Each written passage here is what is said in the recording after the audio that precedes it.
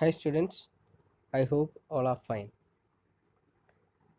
So we were dealing with Dr. Ambedkar, the contributions that he gave to our society, especially in framing the constitutions. And we found that one of his dreams, or the main dream of his, was equality of people.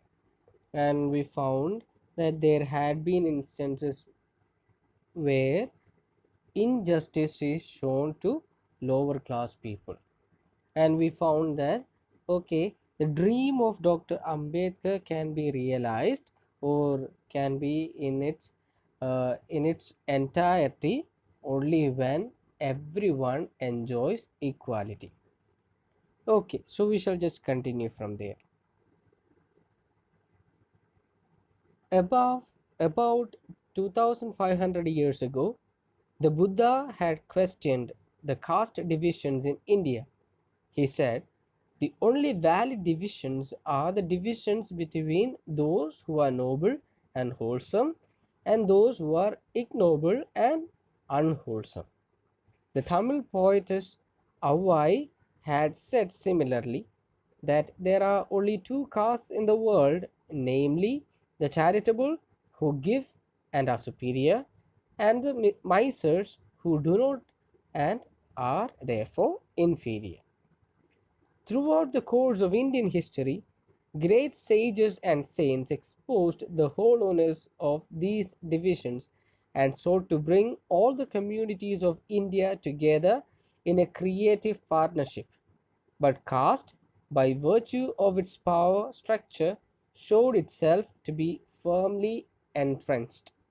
Okay, so what we see here is there had been so many people trying to bring India as one, because there had been divisions caused by the caste system, and it was very powerful. Okay, the caste system was very powerful at that time, and because of that there had been divisions in India. So because of this division, Dr. Ambedkar could not find his dream come to a fulfillment, and there are people who backed the idea of Dr. Ambedkar. Of course, those some of them have lived 2500 years ago. Okay, not during the life of Dr. during the life of Dr. B.R. Ambedkar. Even before him, people saying that there should not be any divisions based on caste. We have the Buddha saying that there are only two categories of people. One is noble people and the other is a ignoble people. Okay, means to say one is good and the other one is bad. And there is also Tamil poet is Avvai who said, okay, there are only two castes. Okay, there are only two castes. The caste that is one who gives and the other who doesn't give. Okay, there are two castes. First caste is the ones who give. Okay, means to say they are generous. Those people who are generous, and the other one, it is those who do not give. Okay, even if they have, they don't give. They are misers, so they belong to the second caste. Okay, so means to say good and bad, just like a Buddha.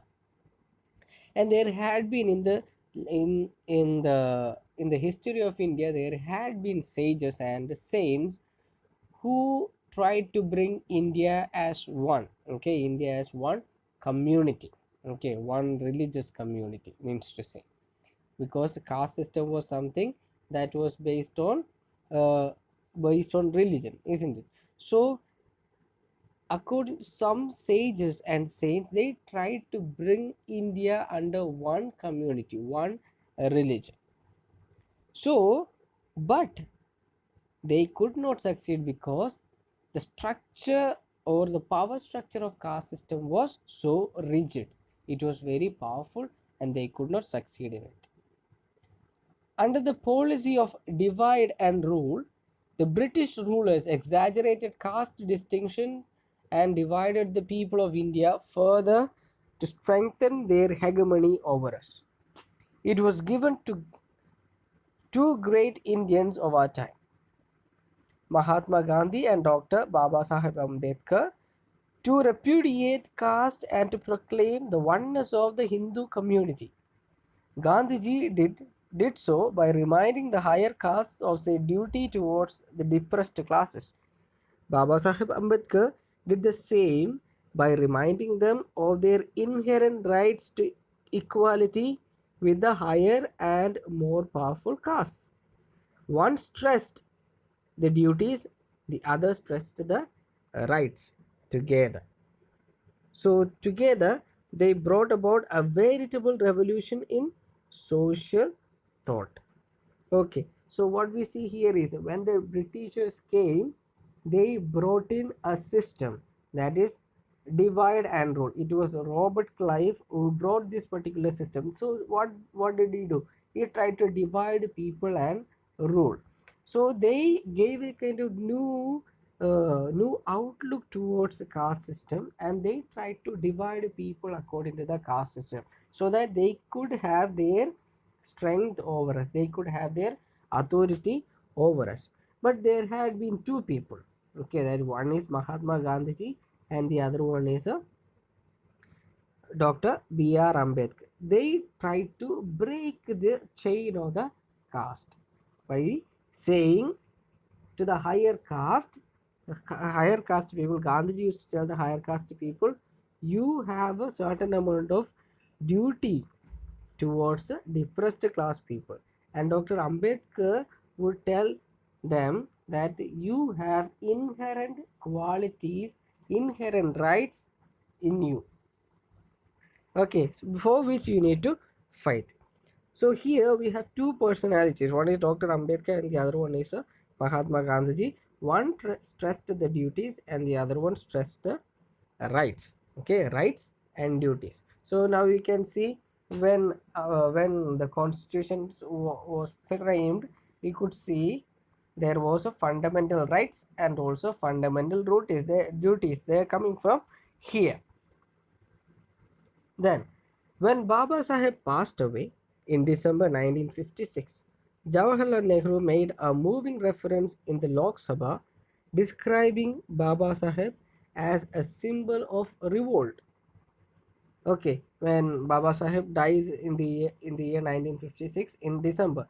So when he died, Jawaharlal Nehru made a speech. So he made a kind of statement saying that he was a symbol of revolt. Revolt means a unrest or fight. Okay, so he was a symbol of revolt. Why did he say that? Because he says, I have no doubt that whether we agreed with him or not in many matters, that perseverance, that persistence, and that, if I may use the word, sometimes virulence of his opposition to all this did keep the people's mind awake and did not allow them to become complacent about matters which could not be forgotten, and helped in rousing up those groups in our community which had suffered for so long in the past. So, why did Nehru consider him as a symbol of revolt? Because he was a person who endured for what he believed in. Okay, who endured, who had perseverance, who wanted to see the fulfillment of his thoughts. Thoughts for whom? Thoughts for simple people, thoughts for common people. There had been people saying against him, okay, staying against him, saying all that what he was saying was not true, or all that what he was saying was not correct. Okay, but he stood firm on what he believed in and he worked for the common people. That's why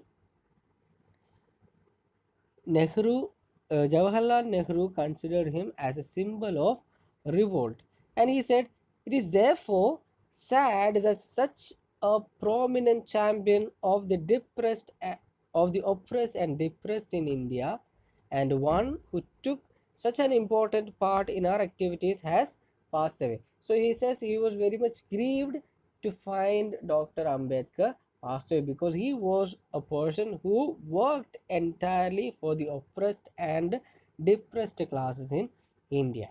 And There can be no doubt that the day is not far off when Baba Saheb Ambedkar's dream of Samadha will become a reality. Samadha means unity. Okay, so it is said there cannot be, it is near. Okay, it is near. Okay, we can find that in one or two places only we find inequality, but the dream of Dr. Ambedkar is coming true. It has already come true, but there are in one or two places we find inequality happening.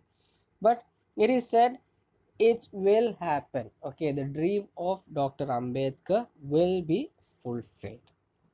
Okay, so this is a story about, this is the incident, some of the incidents that happened in the life of Dr. B.R. Ambedkar, and we found some of the incidents and about his thought patterns, what he stood for whom he worked, all those things. Okay, so we have a worksheet. There are 6 questions in it. First one, what were the opinions of Buddha and Avai regarding the caste divisions? Second, caste system in India is in a strong position because of what? You can find the answer in the 11th paragraph. Then, why did the British magnify the caste distinction? Fourth one, the word hegemony means distinction, control, or strength. So, what does it mean? Then, they thought about a veritable revolution in social thought. So, who are those people? What revolution is referred to here? And how did they bring about the revolution? Then, sixth question, why did Nehru describe Dr. Ambedkar as a symbol of revolt? Okay, so I hope it is clear to you about the life of Dr. B.R. Ambedkar. So, and you will be able to write the answers for these questions. So, thank you and bye.